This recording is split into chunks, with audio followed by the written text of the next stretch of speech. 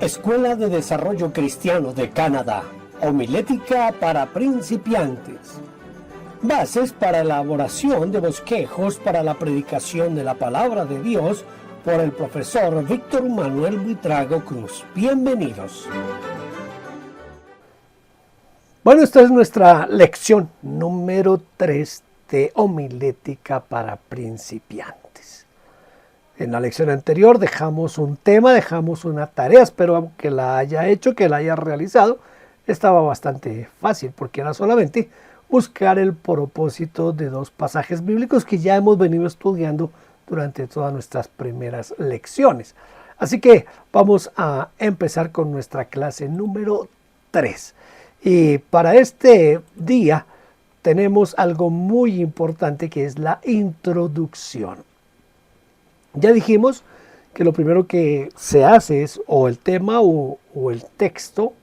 Definimos que unas veces es primero el tema, otras veces el texto. Luego viene el texto, tema y después vendrá la introducción.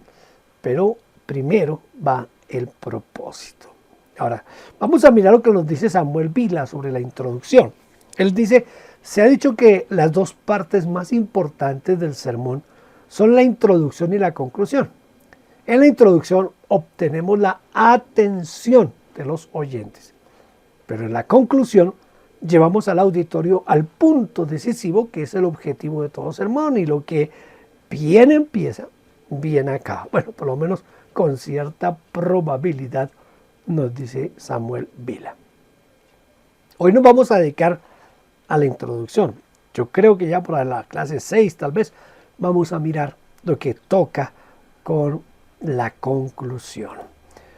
Vamos a mirar una pequeña definición de lo que sería la introducción.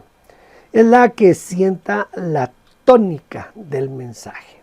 Mire, la introducción tiene un propósito principal cuando usted va a predicar y es tratar de captar la atención de la audiencia, de los hermanos en la iglesia, quienes lo están escuchando.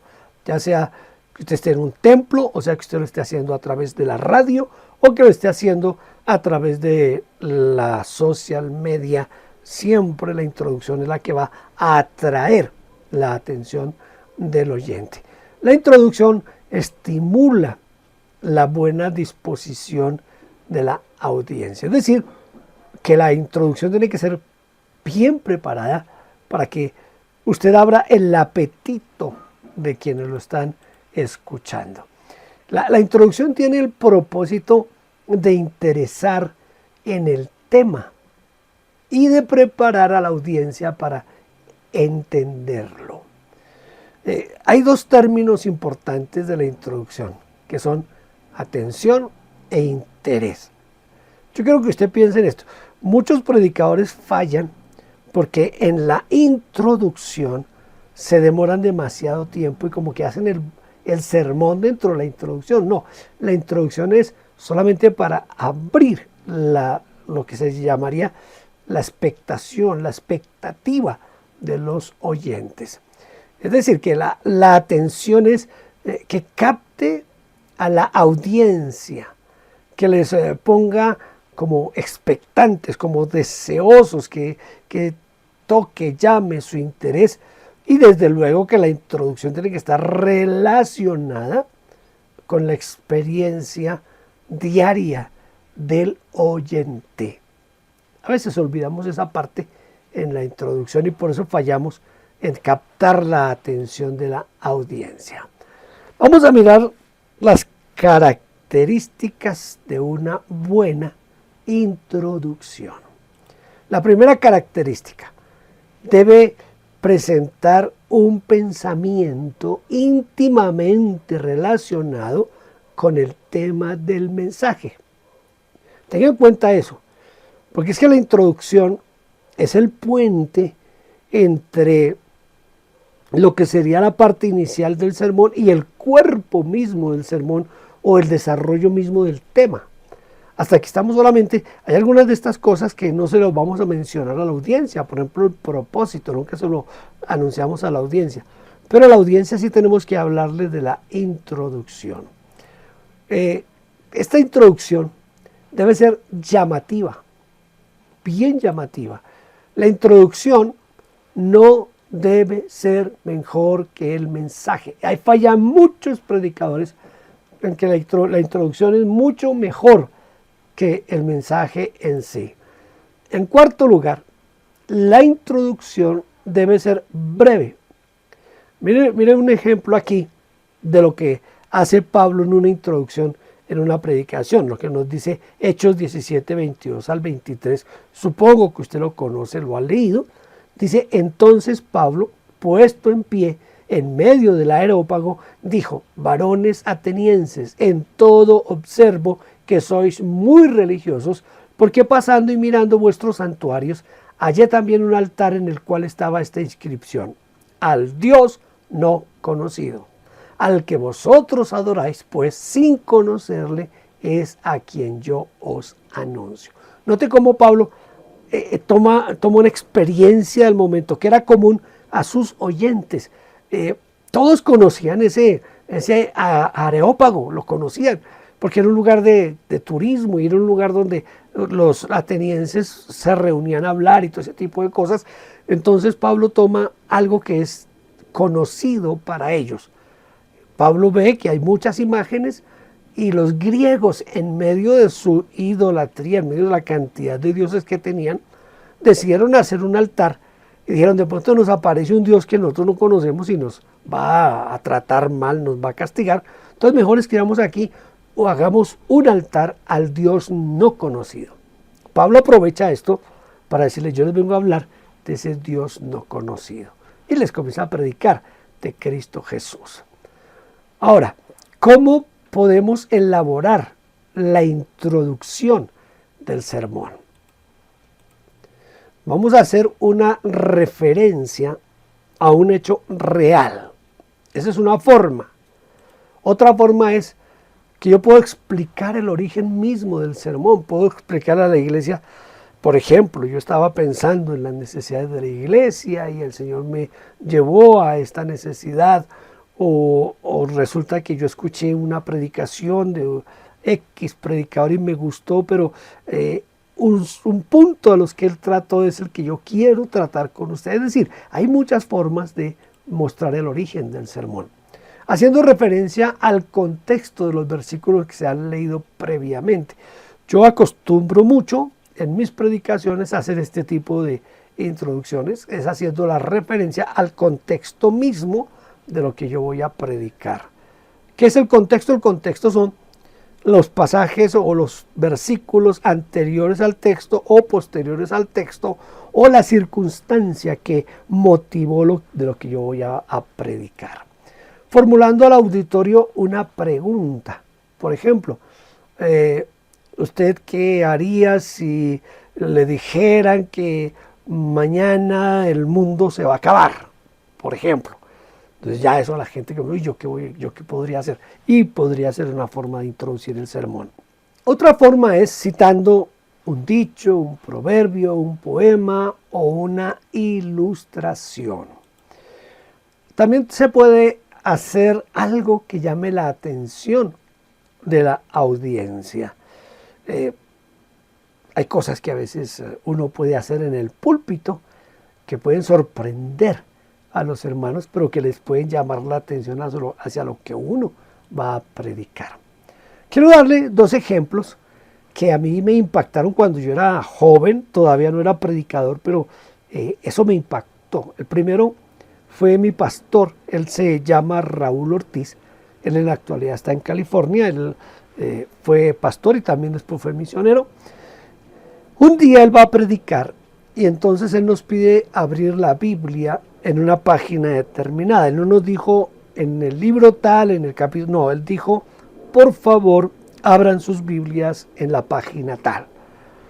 Entonces, cuando todos fuimos a buscar esa página estaba en blanco. Claro, en ese tiempo se podía hacer porque lo normal era que todas las iglesias utilizáramos solo una versión de la Biblia, que era la Biblia Reina Valera del 60. En ese tiempo creo que ya estaba publicada la Dios habla hoy, pero no era muy conocida. La única Biblia realmente que se usaba era la Reina Valera del 60, publicada por las Sociedades Bíblicas Unidas. Entonces era fácil porque todas las Biblias eran iguales. Muchas veces para uno ayudar a la gente no le decía está en tal parte, sino le decía mire, busque la página tal, e inmediatamente encontraban la cita bíblica que uno quería que leyeran.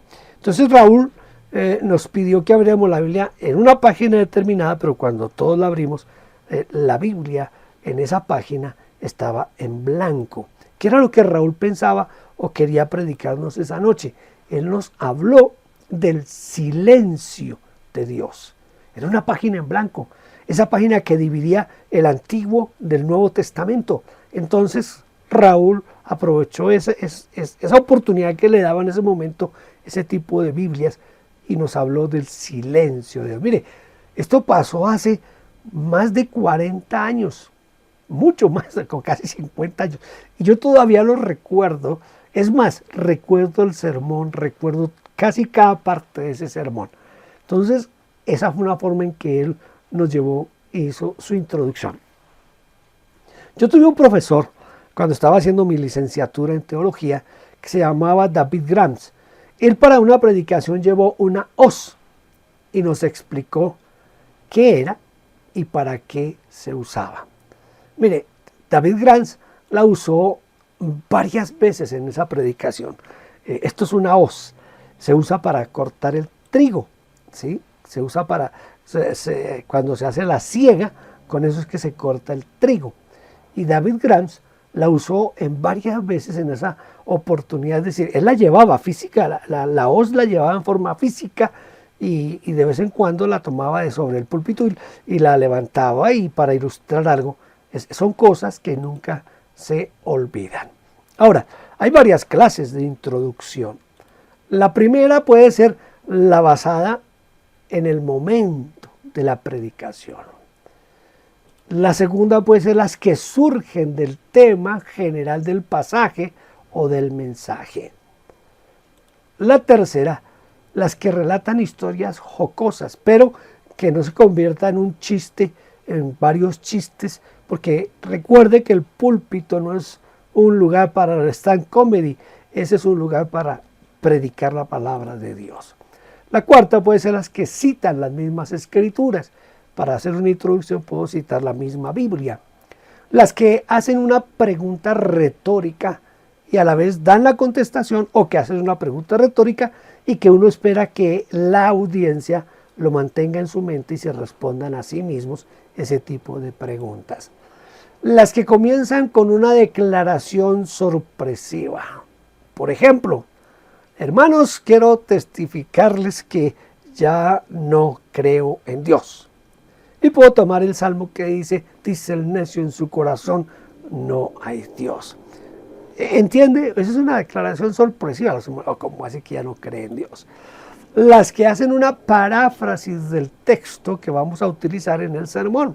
Hoy hay muchas versiones de la Biblia y usted puede de pronto tomar el texto en otra versión de la palabra de Dios.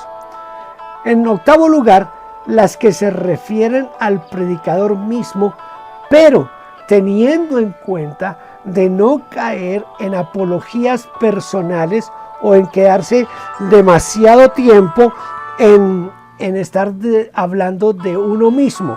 Hablar de uno mismo es lo peor que uno puede hacer mientras está predicando la palabra del Señor. Hay sermones donde el predicador habla más de sí mismo que de la Biblia. Hay que tener cuidado con eso.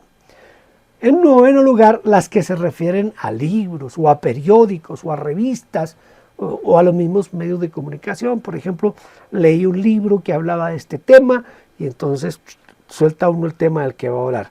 De pronto lo que leí en el periódico de ayer o en el periódico de hoy, en fin, ese tipo de situaciones. Las que aducen a acontecimientos contemporáneos. Por ejemplo, en el momento en que estoy grabando esta lección, están en guerra Ucrania y Rusia. Esta podría ser una forma de uno entrar en un sermón. De pronto en la ciudad donde usted vive hubo un accidente, se estrelló un bus, hubo muertos. Eso podría ser una forma de hacer una introducción. O se cayó un avión, o bueno, en fin, tantas cosas que pueden pasar. las que describen gráficamente un hecho o un acontecimiento más o menos parecido al anterior, y las que declaran con franqueza el propósito del ser humano. Entonces, todas estas son las formas en que nosotros podemos hacer una buena introducción. Hasta aquí nuestra lección número 3. Espero que haya sido de bendición para todos ustedes. Un pequeño ejercicio, una pequeña tarea para que usted haga.